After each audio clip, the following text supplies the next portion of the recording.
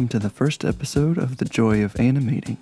Today we're going to slow down, make ourselves a nice little nature scene, so I encourage you to go ahead, open up After Effects, and follow along. The first thing we're going to add is the color of our sky, just like this.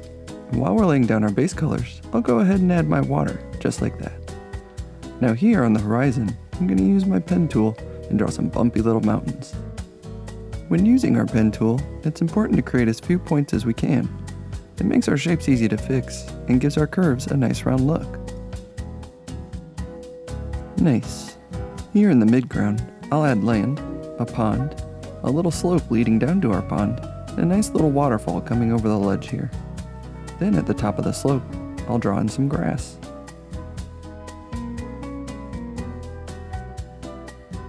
And now how about a happy little bush here to keep our waterfall company.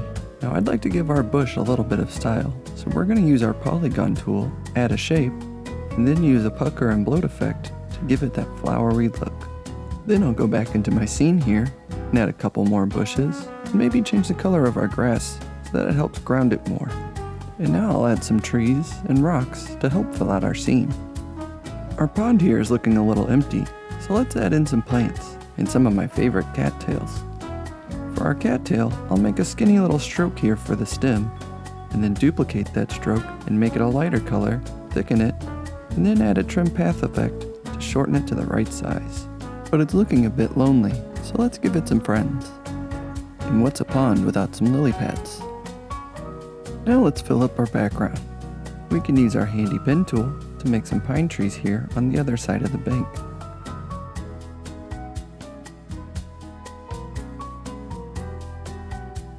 We can create even simpler trees on our hills back here.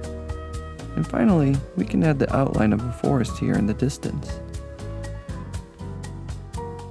There's one more thing I'd like to add to help bring this scene to life, a foreground. I'll make it a nice dark green silhouette as though we are exploring a forest and coming upon a clearing. Now we can start adding in some animation. First, we'll start with a splash from our waterfall. Let's make a new composition. Then we'll create a white solid. Now we're going to add a particle world effect. It may look strange right now, but by changing our particle type to lens, lowering the position, widening the radius, increasing the resistance, and adding a simple choker effect, we end up with something like this. And now let's add some drops coming off of the foam. We'll duplicate this layer, decrease the resistance, and decrease our particle size. Now let's go ahead and add that to our scene. Lovely. Now let's add some water. Let's make another composition, add a white solid, and then a turbulent noise effect. Then scale the height and increase the contrast and decrease the brightness. Now to make it flow, we'll animate the offset turbulence. Now we can drop that into our scene here and use a mesh warp to bend it. Just like that. Let's go ahead and add some highlights to this. I'll start with a stroke and taper the top and bottom of it. Then animate its scaling up and down. With one stroke done, I'll duplicate this across my composition and randomly offset some of the keyframes to make it look natural. Nice. Now I'll add that to my main composition here and copy and paste my mesh warp from the water we made earlier. It looks like we need to make a few little tweaks here. That's starting to come together. Our pond here is starting to look a little flat, so let's add some sunlight dancing off the surface. First, I'll make a shape of the light that we're going to make and pre-compose it.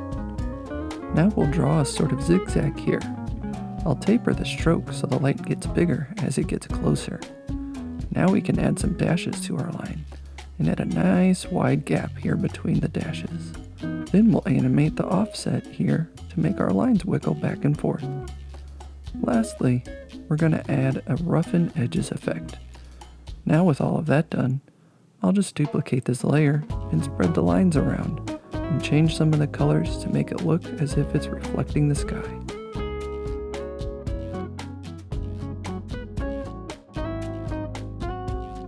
Very nice.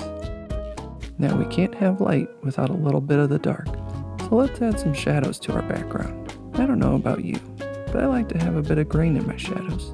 So I'm going to draw a thin stroke, right click on my layer, go to layer styles, and then add an outer glow effect. Now I'll increase the size and the noise. Now let's go ahead and duplicate this a couple times. Now I'll take all the strokes that I just created, pre-compose them, and mask them, just like this. That looks better, but our land here is still a bit flat, so I'll add some lighter lines that follow the shape of the bank and help give it some depth. Oops, don't forget to turn your layer back on after parenting. Now let's give a little love to the rest of these rocks. First we need to add an inner shadow in our layer styles, but instead of a shadow, we're going to make it a lighter color, like this. And now we can add another layer of those grainy strokes and mask them in.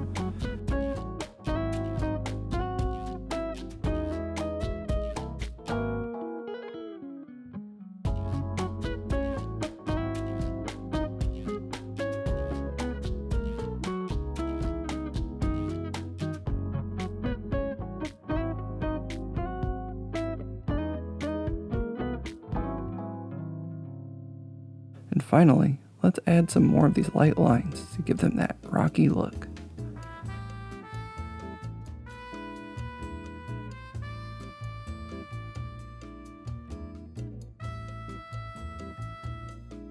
For the rest of our scene, let's add some highlights and shadows in the background.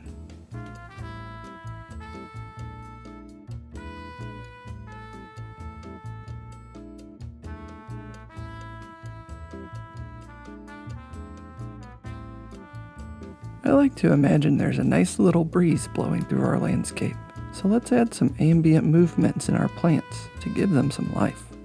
First, I'll start with these cattails. If you'll remember, we made this by putting one stroke in front of another, but I want these to move together, so I'll just parent the bottom path of the flower to the top path of the stem. And now they move together. So I'll go ahead and have this sway back and forth like this. Then I'll animate the paths in the grass and the lily pads. Just a nice little sway back and forth like that. I'll also do the same with all of the leaves in the foreground until we get a nice little movement like this. Oh my, we almost forgot some happy little clouds. Just like magic, there they are. Now for our clouds, we could just have them move left to right and call it a day. But we can add a very simple effect to make it a little more magical. So let's put our clouds in a pre-comp and apply a warp effect. And if we set that to arch, now it looks like they're swirling around our lake. I feel like I'm forgetting something. Oh yes, some happy little ducks. Let's create a new composition and make ourselves some new friends. I'll use a circle for the head and a pin tool for the body. It can be nice and simple.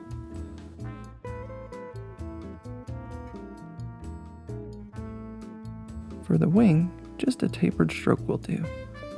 And maybe we can close her eyes so she looks more peaceful. How about some little babies here swimming behind her? Oh yeah, that looks nice.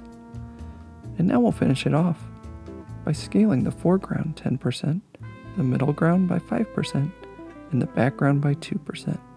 So now it looks like we're gliding gently into our scene. Perfect. Thanks so much for joining me today.